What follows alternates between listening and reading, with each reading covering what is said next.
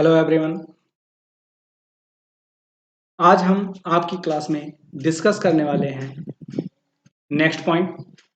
ठीक, तो हम आपसे कहेंगे कि इस क्लास में आपको जो भी पॉइंट्स मिलेंगे वो बहुत ही मज़ेदार टॉपिक होंगे, बहुत ही इफ़ेक्टिव टॉपिक होंगे। हम आपसे कहेंगे कि आप बहुत ही मेहनत से पढ़ें। ठीक, आज तक आपकी एक क्लासें 2 क्लासें हुई हैं, सॉरी क्लासें तो ज़्यादा हो गई लेकिन चैप्टर 1-2 हुए हैं। ठीक, आज हम जो नया चैप्टर मैंने आज कहा था कि आज आपको रिवीजन करवाएंगे, बट किसी कारण बीकॉम फर्स्ट ईयर का नोट्स बनाते बनाते टाइम निकल गया, तो मैं आपका नोट्स फुल्ली प्रिपेयर नहीं कर पाया। मतलब 8-9 पेज के नोट्स मैंने प्रिपेयर किए हैं, लेकिन मुझे लगता है कि वो फिर से मुझे लिखना चाहिए, क्योंकि वो मैंने 1 महीने पहले लिखे थे नोट्स। जब मैंने 1 क्लास 2 क्लास दी थी तभी मैंने लिखना शुरू कर दिया था नोट्स। तो मुझे लगता है कि मैंने बीच में बंद कर दिया, अब वो अच्छा नहीं लगता मुझे खुद को। तो मैं चाहता हूं कि अब जो आपका नोट्स बने वो काफ़ी इफेक्टिव बने, जैसे मैंने बीकॉम फर्स्ट ईयर के नोट्स बनाए हैं, बहुत अच्छे से मैनेज किया। देन मैं आपको अब जो भी टॉपिक पढ़ाने वाला हूँ वो नेक्स्ट चैप्टर का है, जिसे हम कह सकते हैं रोज नामचा। क्या पढ़ने वाले हैं आप? सर क्या पढ़ने वाले हैं? रोज नामचा।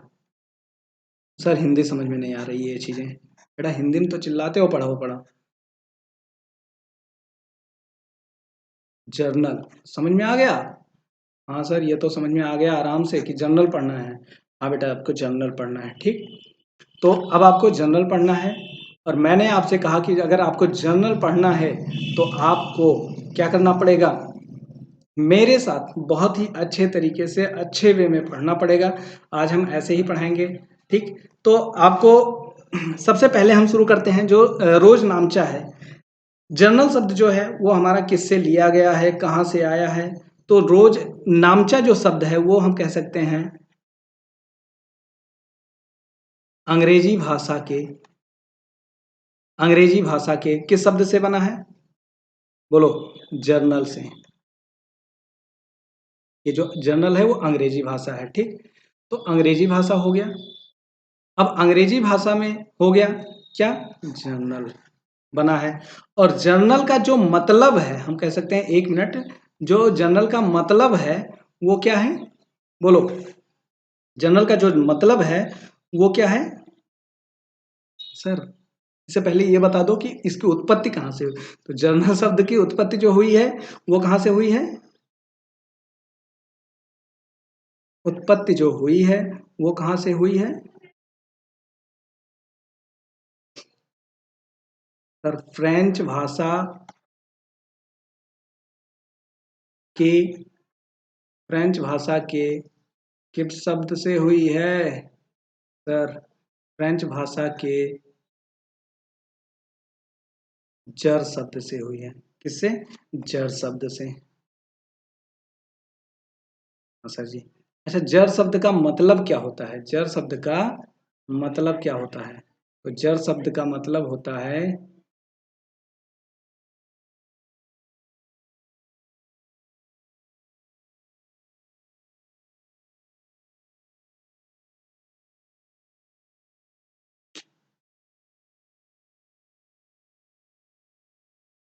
जर शब्द का जो मतलब है वो ये है,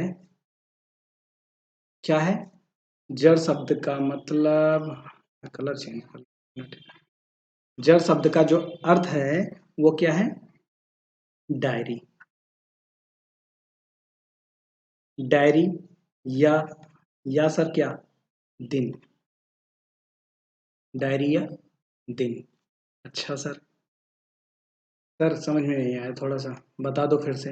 मैंने कहा डायरी या दिन, ये 2 शब्द आते हैं। ठीक, तो मैं फिर से बताता हूँ कि जो रोज नामचा है वो जो अंग्रेजी भाषा के जर्नल से बना है। और जर्नल शब्द की उत्पत्ति कहाँ से हुई? फ्रेंच भाषा के जर शब्द से हुई, जिसका अर्थ है डायरी या दिन। ठीक, हम एक चीजें और बताएंगे आपको। ठीक, जो जर्नल है, ठीक, जो जर्नल है वो 2 शब्दों से मिलकर बना है। किससे? जर, और इसमें नल जोड़ दिया गया। ठीक, तो जर में जब नल जोड़ दिया गया तो क्या हुआ, जर्नल हो गया। और जिसे हम बताते हैं, इसका जो पूरा मतलब होता है वो ये होता है, क्या होता है सर?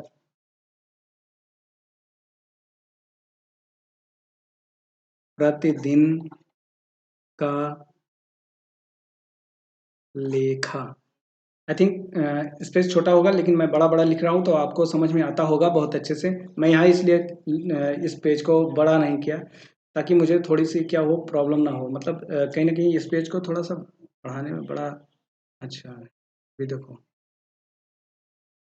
ठीक, ये हो गया। तो ये कट जाएगा।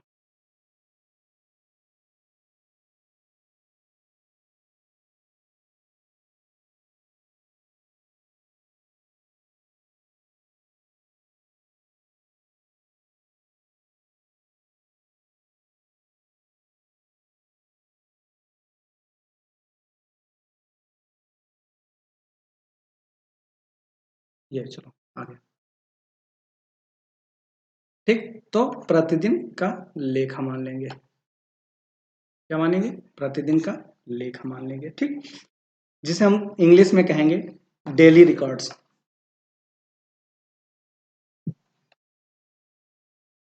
हाँ लिख रहे हैं यार, क्या हो रहा है आज मेरे साथ? हर क्लास में गलती कर रहे हैं आज।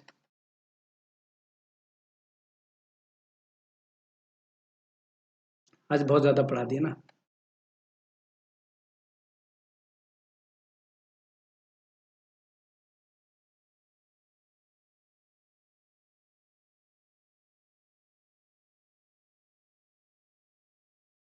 डेली रिकॉर्ड्स, ठीक, ये हो गया हमारा।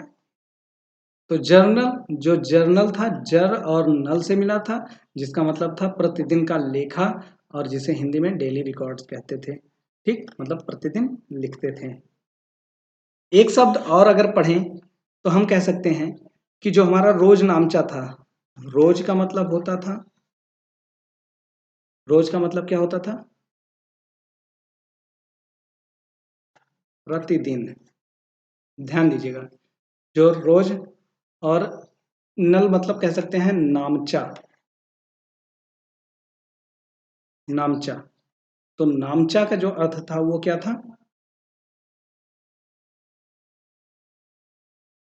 लिखने की प्रक्रिया। ठीक, तो आपको आई होप समझ में आ गया होगा कि जर्नल मतलब प्रतिदिन लिखने की जो प्रक्रिया है। ठीक, अब इसे हम एक समराइज शब्दों में कहें तो इसे लिख सकते हैं अ, रोज नामचा। ठीक, और रोज नामचा को हम क्या कहेंगे? प्रतिदिन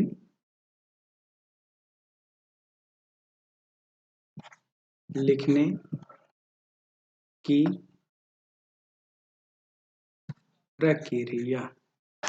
ठीक, डेली हम जिस चीज को रिकॉर्ड करते हैं वो हमारे लिखने की प्रक्रिया कहलाती है। तो आई होप आपको बहुत अच्छे से समझ में आ गया होगा। और मुझे लगता है कि जनरल कोई एक बहुत बड़ी बात नहीं होती है, इसमें न्यूमेरिकल बहुत ज़्यादा इफेक्ट करता है। मतलब आपको न्यूमेरिकल पढ़ना बहुत मज़ेदार लगेगा। ठीक, हमने न्यूमेरिकल के लिए सारे कंडीशन पढ़ लिए हैं, एक बार हम फिर से उसे जब पढ़ेंगे और उसी वक्त क्वेश्चन करना शुरू कर देंगे, तब हमें बहुत ज़्यादा अच्छे से समझ में आ जाएगा। ठीक, तो आप अभी परेशान ना हो, ये थोड़ा सा थ्योरी है जो आपको जानना जरूरी है, अगर आपसे पूछ लिया जाए तो आप बताइएगा। देखिए डेफिनेशन मैं नहीं बताऊंगा, क्योंकि डेफिनेशन आप अपने अकॉर्डिंग लिख लीजिएगा। हम कह सकते हैं एक छोटी सी हम अपने तरफ से लिख के दे देते हैं आपको। ठीक, तो वो जो होगा वो हो जाएगा। ठीक, तो हम लिखते हैं, चलिए यहाँ छोटा सा डेफिनेशन। जिस बही में, जिस बही में समस्त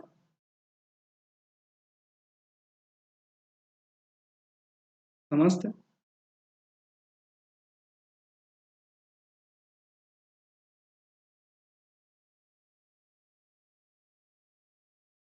फिर से गलती, समस्त व्यापारिक लेन देनों का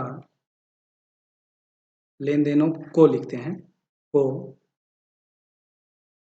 सर्वप्रथम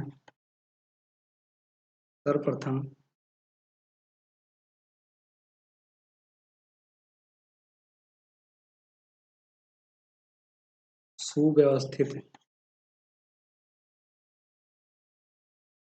ढंग से जिस बही के समस्त व्यापारिक लेन देनों को सर्वप्रथम सुव्यवस्थित ढंग से लिखा जाता है उसे क्या कहते हैं?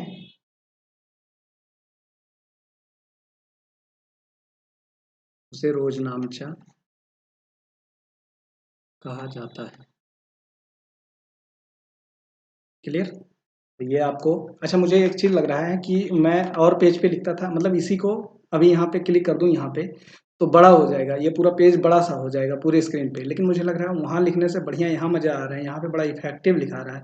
देखो आपको ये देखो बड़े मजेदार तरीके से लिख रहा है ना सब कुछ।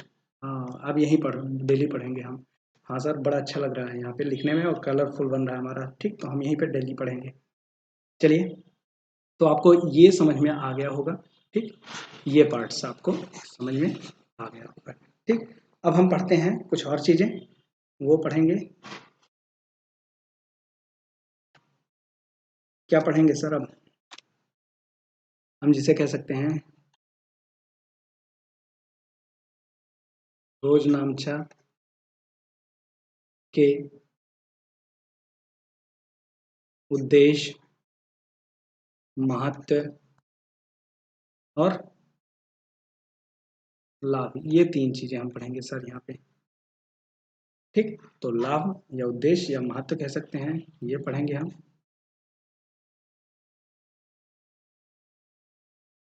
ये तीन बातें हम यहाँ पे पढ़ेंगे। ठीक, तो आइए इंपॉर्टेंट्स पढ़ेंगे और ऑब्जेक्ट्स पढ़ेंगे और एडवांटेज पढ़ेंगे। तो सबसे पहला हम पॉइंट्स पढ़ेंगे। पहला पॉइंट्स है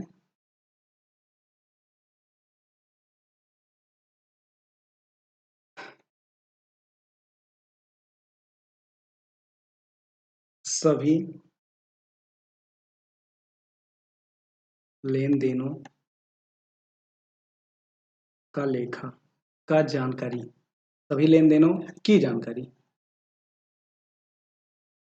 ठीक, सबसे पहले हम कहेंगे कि रोजनामचा जो बनाने का मुख्य जो उद्देश्य है या लिखने का जो मुख्य उद्देश्य है वो क्या है? जो लेन देन हमारे हैं, ट्रांजैक्शन, उनका हमें क्या करना है? जानकारी रखना है कि कौन कौन से बिजनेस में लेन देन हो रहे हैं।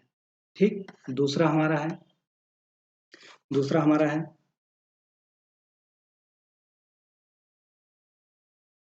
अशुद्धियों की न्यूनतम संभावना। ठीक, इससे क्या होता है, जो अशुद्धियां होती हैं, त्रुटियां होती हैं, उनसे उनकी कम संभावना होती है कि गलतियां हम यहाँ पे, भाई छोटा चीज होता है तो छोटी चीज में आप गलतियां कम करने की उम्मीद रखते हैं। ठीक, खतौनी में सहायक, ये हेल्प करता है किसमें? पोस्टिंग में। ये आपको जब लेजर पढ़ाया जाएगा तब आपको समझ में आएगा कि पोस्टिंग क्या है। ING, posting. ठीक,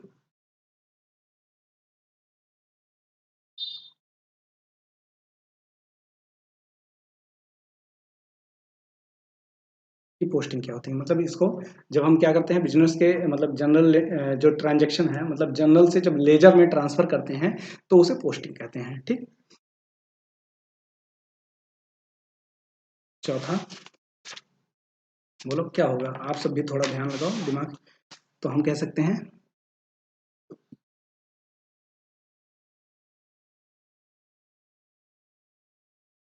विशिष्ट लेन देनों के लिए क्या करना है? उपयुक्त। ये जितने प्रकार के लेन देन है, विशिष्ट मतलब कोई स्पेशल लेन देन है तो उसके लिए भी ये क्या है? उपयुक्त है, मतलब अच्छा है। ठीक, लास्ट और पांचवा कह सकते हैं, विवादों के निपटारे में सहायक। ओके, तो ये 5 पॉइंट्स हो जाते हैं जो विवाद होते हैं, जैसे कोई दिक्कत आ जाती हो तो उनके निपटारे में सहायक हो जाता है, क्योंकि डे टू डे होता है। अभी जैसे कोई जाके कह दे कि अरे एक काम करो, मेरा सामान उतना 5 किलो नहीं, जैसे मान लो आप गए किसी से कहे मैंने कहा था तुम्हें एक फ्रिज दे देना, तो तुमने फ्रिज दूसरी कंपनी के दे दिए। अब वो व्यक्ति क्या करेगा, अगर उसने रिकॉर्ड किया, भाई डे टू डे रिकॉर्ड कर रहा है, तो उसने डे टू डे रिकॉर्ड किया है, तो वो क्या करेगा, तुरंत उस डेट को अपना उनका रसीद देखेगा, स्लिप देखेगा और कहेगा ये देखो तुमने इस डेट को ये कंपनी ले गए थे और इसकी रसीद बना के दिए हैं। मतलब विवाद तुरंत नहीं होने देगा, उसका निपटारा तुरंत कर देगा। ठीक, तो उस व्यक्ति को पता चल जाएगा हाँ हम ही गलत हैं और हमने गलत ले लिया, सामान ले लिया या कुछ भी ऐसा था, मैंने जो लिया था वही। मतलब धोखा नहीं कर सकते हो किसी को। ठीक, सीमाएं पढ़ो ना पढ़ो ये आप बुक में पढ़ लेना। ठीक, हम एक और टॉपिक पढ़ लेते हैं, रोज नामचा। रोज नामचा मतलब जनरल की जो है क्या करेंगे का प्रारूप पढ़ते हैं। ठीक, फॉर्मेट ऑफ इसका जनरल। ठीक, ये हम आइए टुडे आज स्केल नहीं लाए हैं, तो देखते हैं, कोशिश करते हैं अच्छा बन जाए।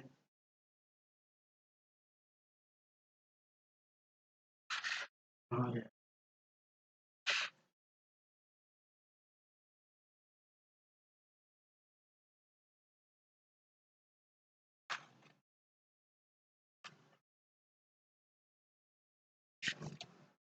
एक लाइन बन गया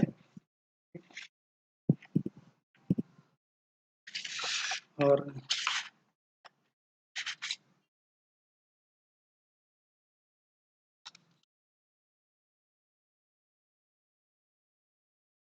दूसरा लाइन बन गया, टेढ़ा मेढ़ा बन रहा है लाइन, मतलब एक गुस्सा मत करना, सर को कुछ आता नहीं है।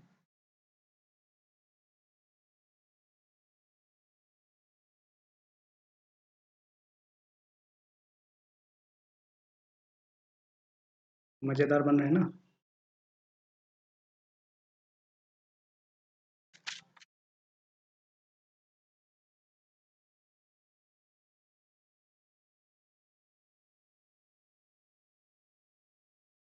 ये तो टेढ़ा मेढ़ा बन गया भाई। अब हम कलर चेंज कर लेते हैं अपना, तो मज़ा आ जाएगा हमारा। हम लिखते हैं यहाँ पे इंजीनियर,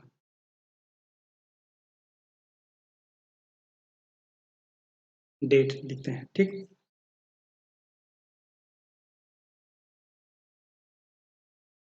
पार्टिकुलर जिसे हम विवरण भी कहते हैं। ठीक, यहाँ पे हम एल एफ लिखते हैं, L F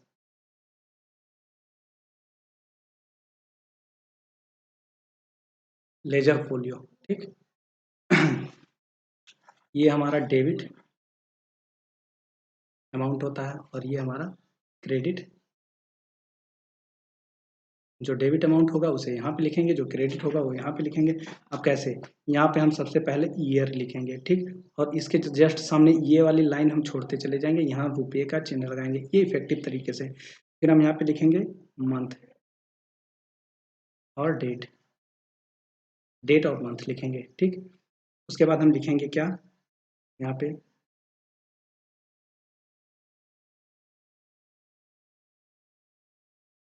name of the account. ठीक, दूसरा, और यहाँ पे डेबिट लिखेंगे, डेबिट, और to name of the account.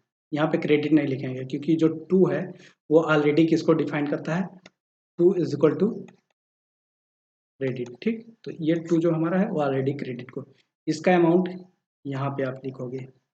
ठीक, और ये कॉलम इसके सामने छोड़ दोगे, इसके सामने ये कॉलम छोड़ दोगे और इसका अमाउंट यहाँ पे लिखोगे क्रेडिट का।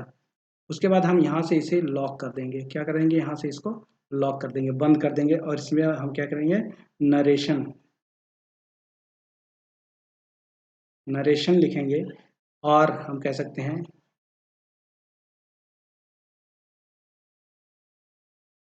एक्सप्लेनेशन लिखेंगे। ठीक,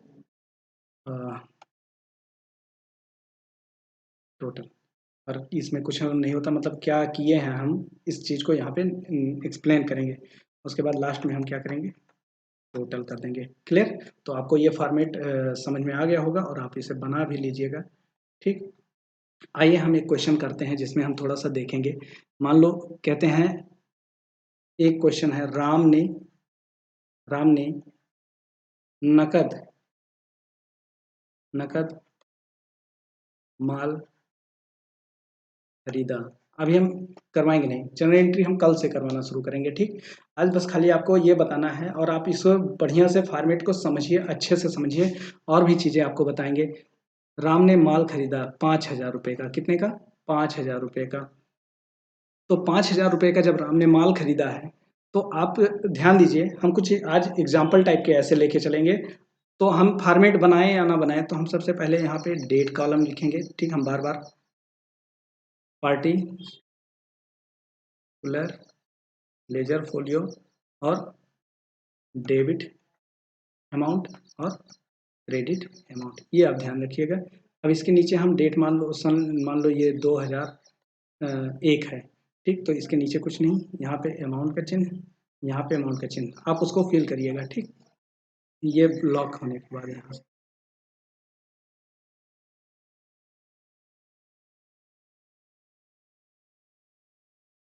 ये लो, लॉक कर दिया। ठीक, चलो आ जाओ। तो 2001 हो गया। अब डेट मान लो ये 5 तारीख को, कितना, 5 अगस्त को किए थे, तो हम लिखेंगे 5 अगस्त लिखेंगे। और क्या किया था, अब देखो यहाँ पे राम ने नगद माल खरीदा, राम ने माल खरीदा है, ध्यान दीजिएगा, राम ने क्या किया है, राम ने माल खरीदा है, नगद माल खरीदा है। तो नगद अगर खरीदा, अब आप बात को समझिएगा। जैसे आप क्या कर रहे हैं, आप गए दुकान पे गए, शॉप पे गए, और उसको क्या किया आपने, 5,000 रुपये दिए, और कोई सामान लेके चले आए, मतलब फोन खरीदा, फोन को खरीदा आपने और पैसे देके चले आए। आपको क्या मतलब है कि राम से खरीदे, किससे खरीदे, किस दुकान से, कोई मतलब होता है? नहीं मतलब होता है। हमें फोन मिला गया, नगद दे दिए। अच्छा, मतलब कब होता है व्यक्ति से, जब हम क्या करते हैं, उसे उधार लेके आते हैं, यार फला दुकान से, फला शॉप से, या फला व्यक्ति से हम सामान लेके आए उधार, उसे पैसा देना है, तो उस टाइम उसे याद रखते हैं। मतलब हम यहाँ पे सर राम को भूल जाएंगे, हाँ बेटा राम को भूल जाएंगे, क्योंकि नगद शब्द आ गया, तो नगद आ जाए तो व्यक्ति को भूल जाओ। हम भाई पैसा दे दिए, तो उससे क्या मतलब है, हम जाते हैं, जैसे मान लो कहीं जा रहे हैं, आप कहीं ट्रैवलिंग कर रहे हो, तो आप जाते हो और कोई चीज़ ट्रेन से उतर के या बस से उतर के जाके उस दुकानदार से सामान खरीदते हो, उसे पैसा देते हो, चले आते हो।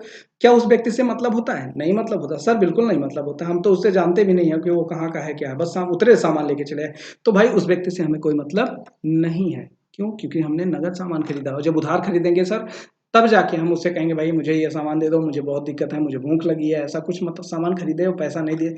तब उसको जानना और हमें जानना कि हम वहाँ गए थे, उस शॉप से मैंने उधार सामान लिया था, उसे पेमेंट करना है, तो मैं जाके उसे पेमेंट करूँ, तब उसका नाम जानना जरूरी है। ठीक, नगद की कंडीशन में उसका नाम जानना जरूरी नहीं है। तो नगद माल खरीदा, क्या खरीदे हैं आप? माल खरीदे हैं। तो यहाँ पे दो शब्द आती हैं, एक शब्द और दो। तो नगद जो शब्द है, यहाँ पे ध्यान दीजिएगा, नगद जो शब्द है उसका मतलब होता है कैश, और कैश मैंने कहा था क्या है हमारा, असेट्स है सर, आपने ऑलरेडी बता। और माल मतलब क्या, परचेज शब्द लिखते हैं, माल खरीदा पता नहीं कैसा माल, तो हम परचेज किए करते हैं, कुछ परचेज किया होगा, परचेज किया, सॉरी गलत लिख दिया स्पेलिंग,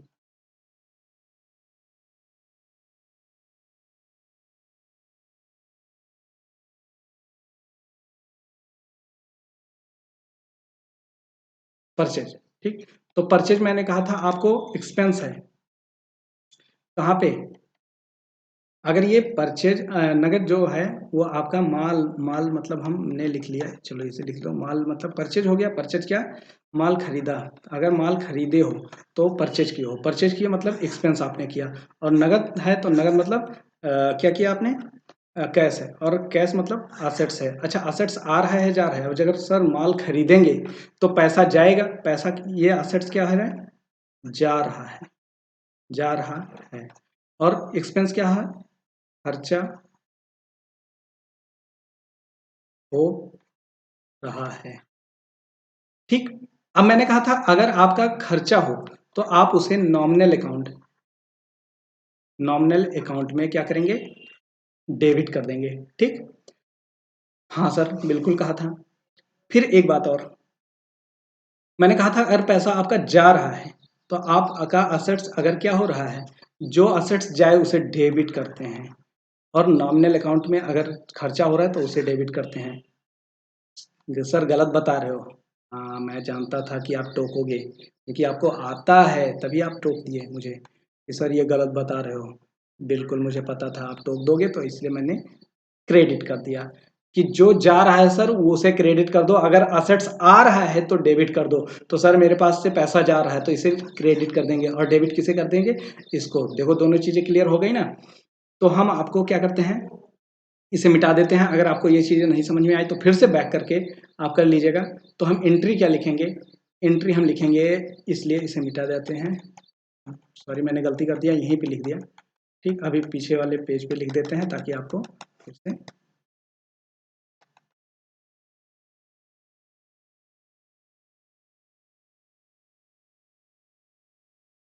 ओ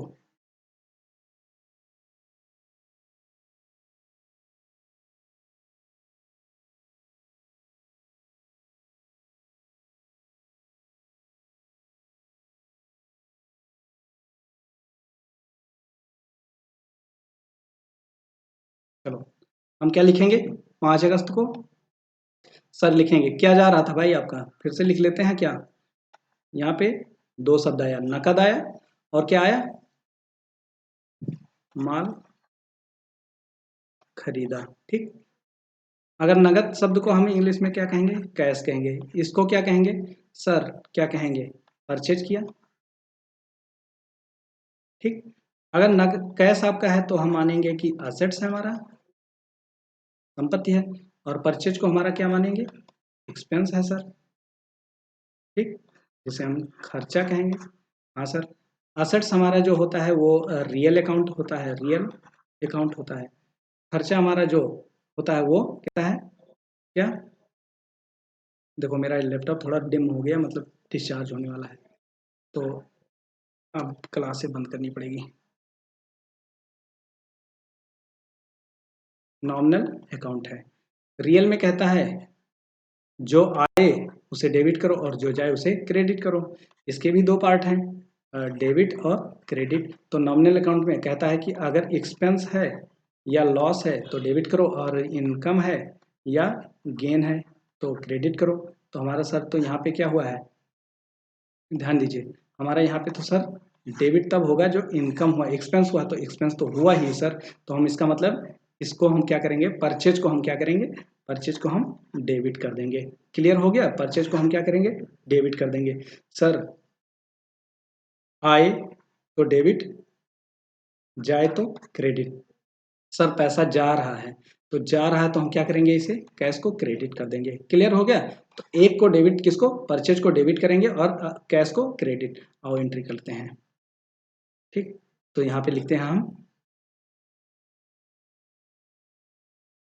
परचेज अकाउंट। देखो मैंने वैसे कहा था ना, सेम ऐसे accounts name debit to cash account. बहुत अच्छे से बहुत बारीकी से समझा रहा हूँ। अमाउंट मैंने कहा था इसका यहाँ पे लिखेंगे, तो इसका अमाउंट 5,000 यहाँ पे गैस, और इसका क्रेडिट का यहाँ पे गैप, और इसका यहाँ पे। ओ सेट, गलती कर दिया सर ने आपने। फिर हाँ बेटा, बहुत गलतियाँ हो रही हैं, बर्दाश्त करने योग्य नहीं है सर। रुक जा भाई, मारना मत, लड़ाई करने लगो मुझी से। ये यहाँ रुक जाएगा, और ये यहाँ गैप हो जाएगा, क्रेडिट का अमाउंट यहाँ पे आ जाएगा सर 5,000। सर नीचे टोटल का, सर एक चीज़ और आपने कहा था कि नरेशन लिखना है, बेटा लिख देते हैं। ठीक, ये यहाँ से मैंने कहा था यहाँ लॉक कर दो, और यहाँ पे नरेशन लिखते हैं हम। नरेशन में सर क्या लिखते हैं, लिखेंगे टू, सॉरी बीन बजाएंगे, being goods purchase with cash. ठीक, being goods purchase with cash. तो आपको मैं और जनरल एंट्री कल सिखाने वाला हूँ, इसलिए आप क्या करें, कल मैं एक क्वेश्चन लेके आऊंगा और उस क्वेश्चन के बिहाफ पर मैं आपको बहुत ढेर सारी जनरल एंट्रियाँ सिखाऊंगा। तो प्लीज आप कल की क्लास में क्या करें, आप मेरे साथ बने रहें और कल आप उसे बहुत अच्छे से बेहतर तरीके से समझने की कोशिश करें। आज खाली आपको एक सिर्फ और सिर्फ एक एंट्री दे रहा हूं जिसे आपको बहुत अच्छे से समझना है, सारे रूल रेगुलेशन को आपको पढ़ना और इस क्वेश्चन को अपने तरीके से 20 बार करिए जब तक आपको ये चीज ना समझ में आ जाए कि सर ने ऐसा क्यों किया। नहीं समझ में आता है कमेंट करिए और प्लीज कमेंट और लाइक कर दिया करो, और जिसे और जरूरत है इस वीडियो की उसे भी शेयर कर दो। अब तो न्यूमेरिकल शुरू होने वाला, लेकिन ध्यान दीजिए अब आपको हिंदी नहीं मिलेगी। ये जो purchase account, debit, cash to cash account, ये इंग्लिश में ही मिलेगा, हिंदी आपको कहीं नहीं पढ़ाई जाएगी, किसी कोने में आपको ये इंग्लिश में ही पढ़ना पड़ेगा। तो इसके लिए आप मत कहिएगा कि सर क्वेश्चन रहेगा लेकिन आपको इसे इंग्लिश में ही खुद करना पड़ेगा, आप क्योंकि इंग्लिश में बहुत टफ होता है। अगर मैं किसी दिन करवा दिया हिंदी में तो आप भाग जाओगे छोड़ के मेरी क्लास। ठीक, तो मैं कहूँगा कि आप हिंदी इंग्लिश में ही करिए, इस चीज़ को थोड़ा थोड़ा मीनिंग जानिए और उसे करने की कोशिश करिए। चलिए मिलते हैं अपने नेक्स्ट क्लास में, तब तक के लिए आप वीडियो देखिए और बाय बाय। आपको बहुत ज़्यादा प्यार, टीचर्स डे पे बच्चों ने बहुत ज़्यादा प्यार दिया है। ठीक, तो मैं आपका शुक्रगुजार हूँ और मैं बहुत बेहतर तरीके से पढ़ाने की कोशिश कर रहा हूँ आपको अच्छे अच्छे तरीके से। ठीक, तो आप प्लीज़ पढ़ते रहिए। Thank you.